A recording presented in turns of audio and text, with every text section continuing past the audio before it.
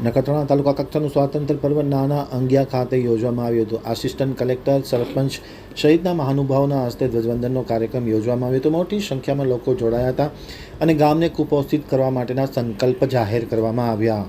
હવે જોઈએ ગાંધીનગર આમતક ન્યૂઝ બ્યુરોમાંથી જે કે પટેલનો એક વિસ્તૃત અહેવાલ। ગાંધીનગર ખાતે રાજ્યના ગૃહમંત્રી હર્ષ સંઘવીની ઉપસ્થિતિમાં સ્વતંત્ર પર્વની ઉમંગભેર અને ઉત્સાહપૂર્વક ઉજવણી કરવામાં આવી હતી। ગૃહ રાજ્યમંત્રીએ તિરંગો લહેરાવી અને પરેડનું નિરીક્ષણ કર્યું હતું। આ પ્રસંગે યોજાયેલા કાર્યક્રમમાં જિલ્લા કલેક્ટર, જિલ્લા પોલીસ અધિક્ષક સહિતના લોકો ખાસ ઉપસ્થિત રહી અને પરેડનું નિરીક્ષણ કરવામાં આવ્યું હતું।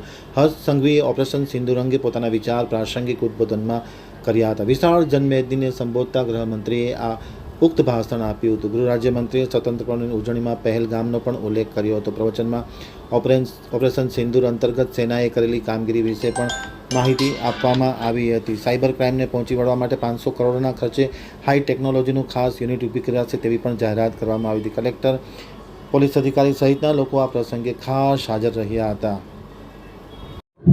સર્વપ્રથમ ગુજરાતના મારા સૌ નાગરિકોને 79માં સ્વાતંત્ર્ય પર્વની ખૂબ ખૂબ શુભકામનાઓ।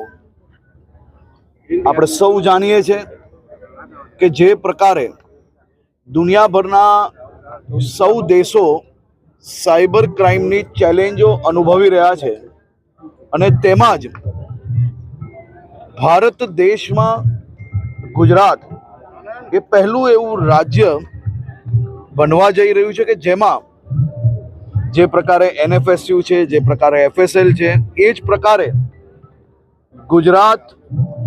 ગુજરાતના તમામ જિલ્લાઓને જે ફોરેન્સિક સાયન્સ યુનિવર્સિટી છે તે જ પ્રમાણે સાયબર ક્રાઇમ માટેનું સ્પેશિયલ યુનિટનું આખું આયોજન કરવામાં આવશે, જેમાં 500 કરોડ રૂપિયાનું બજેટ ફાળવવામાં આવ્યું છે, જેમાં ખૂબ જ સિનિયર અધિકારીઓથી લઈને SP સુધી તમામ લોકોની એક ટીમ જોડે ટેકનિકલ ટીમ બી એની અંદર અપોઇન્ટ કરવાનું નક્કી કરવામાં આવ્યું છે, જે ખૂબ ઝડપથી આવનારા દિવસોમાં ચાલુ કરીને રાજ્યના બધા જ જિલ્લાઓમાં જે સાયબર ક્રાઇમ યુનિટ છે એની સપોર્ટ સિસ્ટમ અહીંયાથી આપવામાં આવશે।